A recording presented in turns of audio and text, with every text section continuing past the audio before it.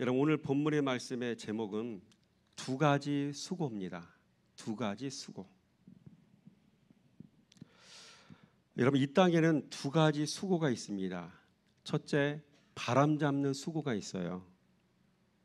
이 제목도 그냥 아무 의미 없이 정하는 게 아니라 본문 말씀을 보면 제목이 보이더라고요. 여러분 가지고 있는 성경 5장 16절 말씀 한번 읽어볼까요? 우리 5장 16절 말씀. 이것도 시작. 이것도 큰 불행이라 어떻게 왔든지 그대로 가려니 바람을 잡는 수고가 그에게 무엇이 유익하랴. 바람을 잡는 수고. 그래서 이런 제목을 찾기 위해서 말씀을 봐도 굉장히 집중을 잘할 수가 있고요. 은혜롭습니다. 여러분, 인생에서 제법 큰 비중을 차지하는 것으로 여겨지는 것들이 여러분 궁극적으로 바람을 잡는 수고가 되는 거죠. 여러분이 가지고 있는 성경을 눈으로 보세요. 5장 10절 말씀에 은을 사랑하는 자는, 우리는 은 하면 값이 나가는 것이잖아요. 재산이 될 수 있는 거잖아요. 이런 것을 우리는 굉장히 비중이 큰 것으로 볼 수가 있는 거죠. 또 10절 말씀에 보니까 소득이라는 말이 있잖아요. 은 이외에 나에게 이익이 되는 것들이 소득인 것 아닙니까? 그 다음에 11절 말씀에 재산이라는 말이 나오죠. 재산이 많아지면 재산. 그 다음에 13절 말씀에 재물이라는 말이 나옵니다. 이 모든 것들이 우리가 인생을 살면서 비중이 큰 것으로 그렇게 여길 수 있는 것이죠. 이 모든 것이 다 뭐라고요? 바람을 잡는 수고다. 그렇죠? 평생을 모아서 수십억을 모았는데 몹쓸 병에 걸려서 외국에서 시험하기 위해서 만들어 놓은 그 약을 하는데 투여하는데 한 방에 6천만 원, 600만 원 하면 그거 어디 버텨낼 수 있겠습니까? 한 방에 딱 다 날리는 거죠. 자, 바람 잡는 수고. 그 결과 사람들은 어두운 데서 먹으며 많은 근심과 질병과 분노가 그에게 있느니라. 17절 말씀 아닌가요? 어두운 데서 먹으며 이것을 위해서 많은 근심과 질병과 분노가 있느니라. 그렇죠? 그래서 성경 말씀은 읽어 제끼는 게 아니라 한 절의 말씀을 봐도 깊이 한 1시간 이상을 묵상을 해야 되는 거예요. 그 숨겨진 의미들, 각자에게 주시는 말씀이 다 다르잖아요. 깊이 묵상을 해봐야 되는 거죠. 둘째로 이 땅에는요, 하나님의 허락하신 선하고 아름다운 수고가 있죠. 이것도 18절 말씀 보니까 이렇게 나와 있는데 한번 읽어볼까요? 시작. 사람이 하나님께서 그에게 주신 바 그 일평생에 먹고 마시며 해 아래서 하는 모든 수고 중에 낙을 누리는 것이 선하고 아름다움을 내가 보았나니 그것이 그의 몫이로다. 선하고 아름다움이란 얘기 나오죠. 그래, 이 땅에는요, 바람 잡는 수고가 있고 선하고 아름다운 수고가 있는 것이죠. 그래서 지극히 일상적인 일들을 통해 즐거움을 얻는 일이 선하고 아름다운 일이죠. 가정 안에서 이 부부가 결혼해서 부부가 아이를 낳을 때 아이가 눈을 뜨는 것만으로도 행복하잖아요. 눈 마주치는 것만 봐도 행복하잖아요. 그리고 그 아이가 옹알이를 하는 것도 행복한 거고, 엄마를 부르는 것도 행복한 것이고, 아빠를 불리면 난리 나는 날이고, 그날은. 그렇죠? 아주 이런 소소한 것들이 우리에게 여러분 하나님 주신 복인 것으로 그렇게 믿으시기 바랍니다. 그렇죠? 그렇습니다. 먹는 일, 일하는 수고, 이런 모든 것들이 우리에게는 귀한 복인 줄로 믿으시기 바랍니다. 여러분, 이렇게 우리의 육신으로 먹고 우리의 육신으로 일하고 이런 것들이 이 선하고 아름다운 일일 텐데, 우리 성경은요, 문자 기록된 것만 보면 안 돼요. 그 이메일에 숨겨져 있는 걸 봐야 된다고 했잖아요. 여러분, 먹는 일을, 요걸 보면 저는 이런 생각이 듭니다.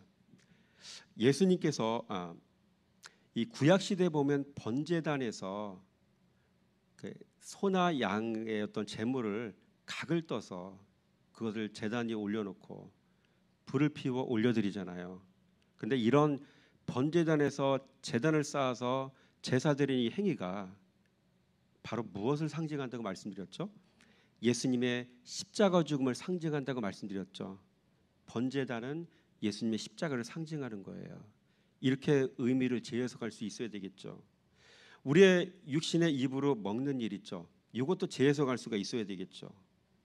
그래서 우리 성경은요, 우리 신앙인들을 가리켜 양이라고 표현하고 있잖아.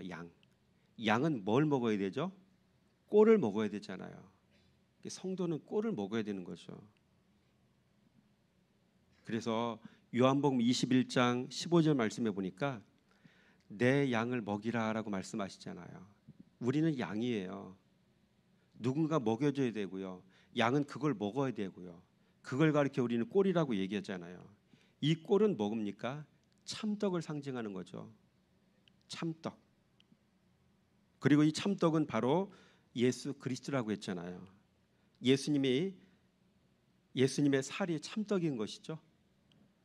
그리고 이 예수는 곧 말씀이신 것이고, 이 시대에 우리가 예수의 살을 먹는 유일한 방법은 참떡이신 예수님 자신이신 말씀을 먹는 일이거든요.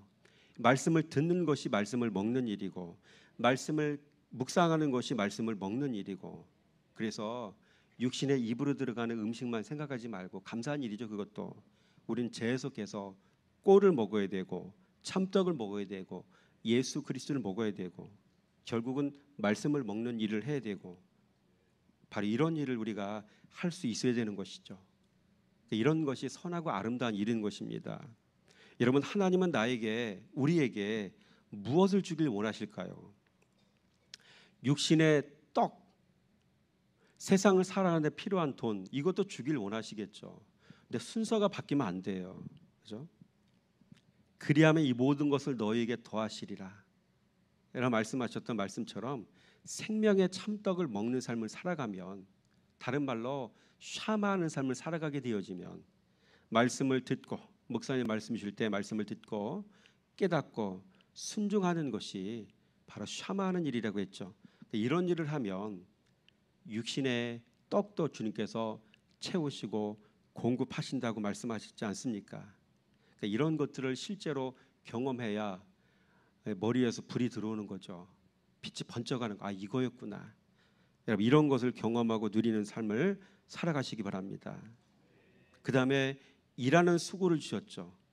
우리 5장 18절 말씀 한번 읽어볼까요? 5장 18절 제가 시작. 사람이 하나님께서 그에게 주신 바 그 일평생에 먹고 마시며 해 아래에서 하는 모든 수고 중에서 낙을 보는 것이 선하고 아름다움을 내가 보았나니 그것이 그의 몫이로다. 그러니까 수고라는 말이 나오잖아요. 이 수고라는 말은 원어로 아말이라는 뜻이에요. 아말이라고 하더라고요. 뜻은 힘써 일하다, 수고하다, 고생하다, 노동하다, 이런 의미로 기록되어 있더라고요. 여러분, 하나님의 일은 무엇입니까? 하나님의 보내신 아들을 믿는 일이 하나님의 일이라고 했죠. 그렇죠? 그래서 요한복음 6장 28절과 29절 말씀 한번 읽어보겠습니다. 시작. 그들이 묻되 우리가 어떻게 하여야 하나님의 일을 하오리이까? 예수께서 대답하여 이르시되 하나님께서 보내신 일을 믿는 것이 하나님의 일이니라 하시니. 하나님의 일은 하나님의 보내신 일을 믿는 일이죠. 예수를 믿는 일이고, 그 예수이신 말씀을 주야로 묵상하며 그 말씀을 듣고 깨달아 신뢰하고 순종하고, 이게 바로 믿는 일이거든요. 이게 바로 하나님의 일이다라고 지금 기록되어 있는 것입니다.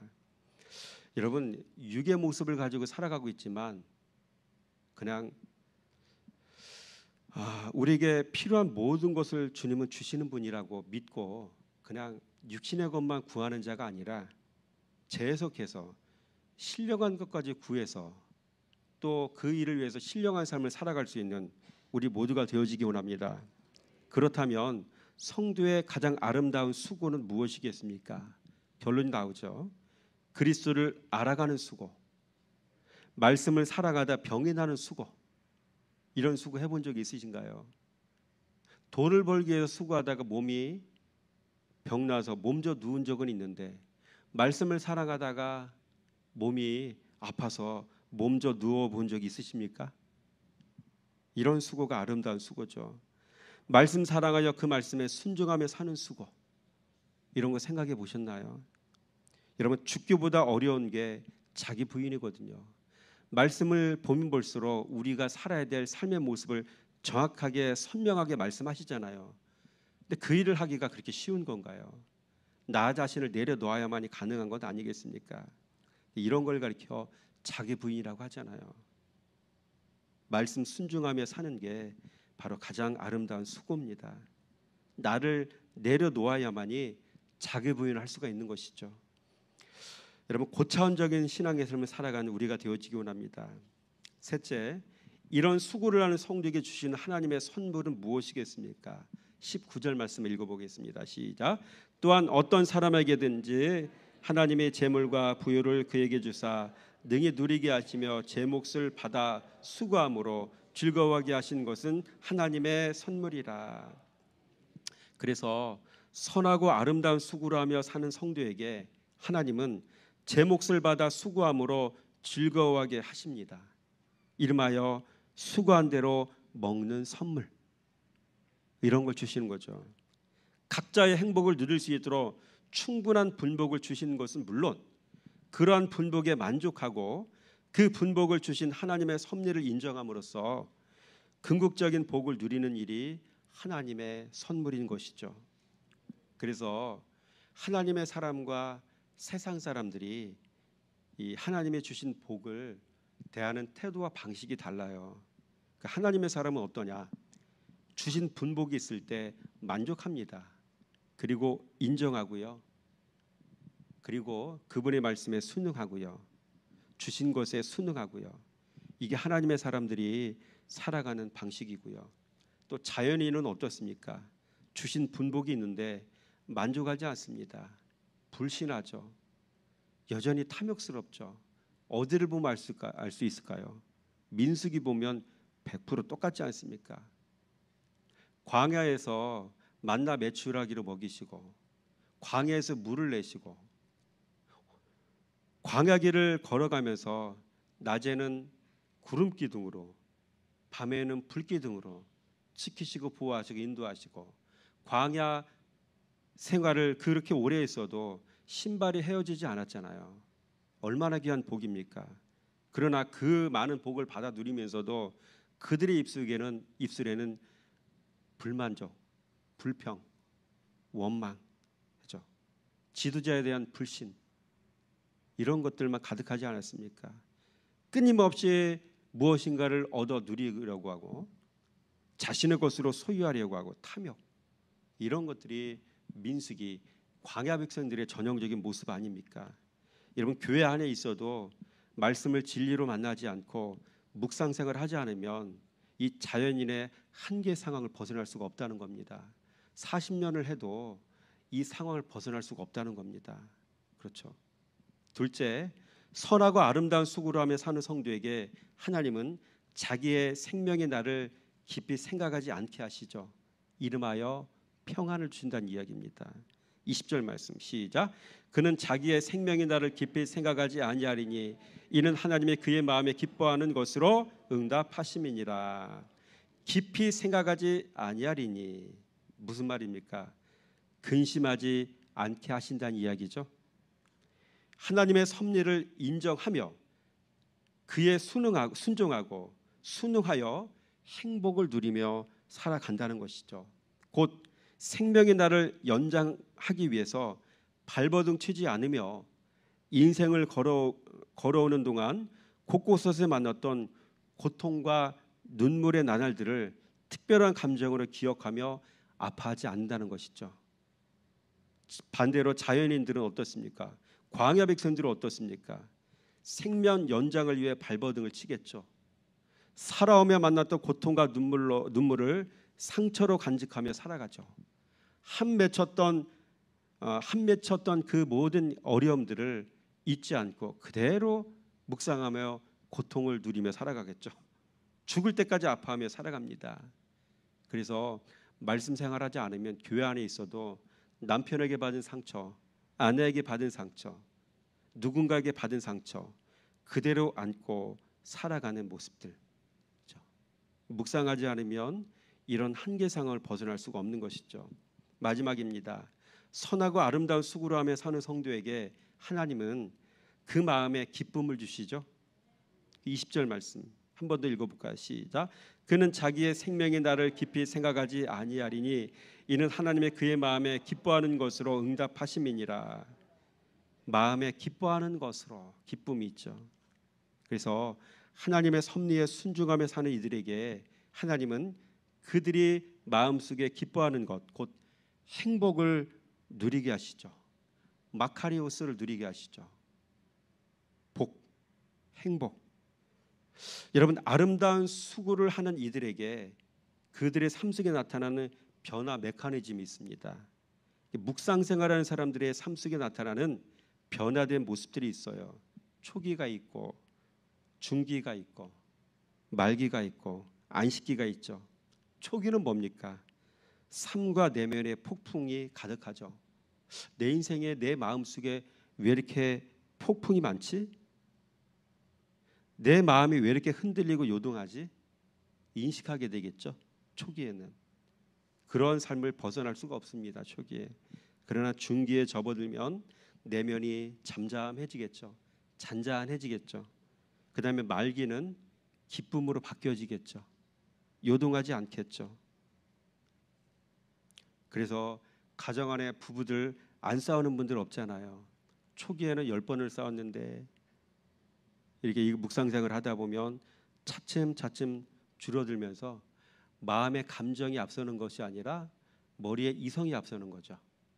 한번 관조하는 거죠. 상황들을. 그래서 부안해동하지 않게 되어지고 그러니까 이러한 삶을 살게 되는 것이죠. 말기는 기쁨. 안식기에 접어들면 하나님의 말씀 통치와 하나님의 동행하심의 역사가 일어나는 것이죠. 이 모든 것이 우리의 삶 속에서 신앙의 여정 속에서 반드시 일어나야 되는 일이죠. 이것 잘해야 신앙의 갑이 되는 겁니다. 그렇죠? 그래서 이런 사람들은 더 이상 자신의 미래에 대해서 염려하지 않습니다. 오직 기쁨과 평안만 있는 것이죠. 결론입니다. 여러분, 이 땅에는 두 가지 수고가 있습니다. 첫째, 바람 잡는 수고가 있고 둘째, 선하고 아름다운 수고가 있습니다. 그리고 가장 아름다운 수고는 주님을 알아가는 수고입니다. 그렇죠? 그래서 하나님의 말씀을 직접 본인들이 묵상하면서 거기서 불이 번쩍번쩍 들어와야 돼요. 깨달음이 와야 되는 거죠. 그 기쁨이 최고의 기쁨인 것이고 그 말씀을 보면서 깨달음이 오는 것이 바로 성령의 기름 부으심이라고 했잖아요. 다른 데서 찾지 마세요. 셋째, 아름다운 수고를 하는 이들에게 주시는 복이 있죠. 평안과 기쁨을 주시죠. 말씀 생활하는 이들에게는 심령의 평안과 기쁨은 덤으로 따라오는 것인데 지나놓고 보면 이거보다 더 귀한 복이 없더라. 하나님 주신 것은 이렇게 복이 있는 것입니다. 아름다운 수고, 즉 묵상하는 이들에게도 이런 심령의 평안과 안식을 우리 하나님은 반드시 주신다는 것이죠. 그래서 종교 생활 하지 말고 말씀 생활에서 평안과 안식이 나의 삶 속에 진정한 복으로 찾아와 주는 그런 은혜가 있어지기 원합니다. 기도합니다. 할렐루야. 하나님 감사합니다. 거센 풍랑이 이는 바다 같은 문제 많은 세상에서 바람 잡는 수고만 하고 사는 그런 인생들 가운데서 우리를 불러내 주시어서 자녀 삼아 주시고 바른 길을 알게 하시고 그 길을 걸어가게 하신 하나님께 감사함을 드립니다. 이 길을 걸어가는 이에게는 심령의 평안과 안식을 선물로 주신다고 하셨으니 이 시간 말씀을 듣다가 이 비밀을 깨달아 알게 된 우리가 이 길을 걸어갈 수 있도록 인도해 주시기 원합니다.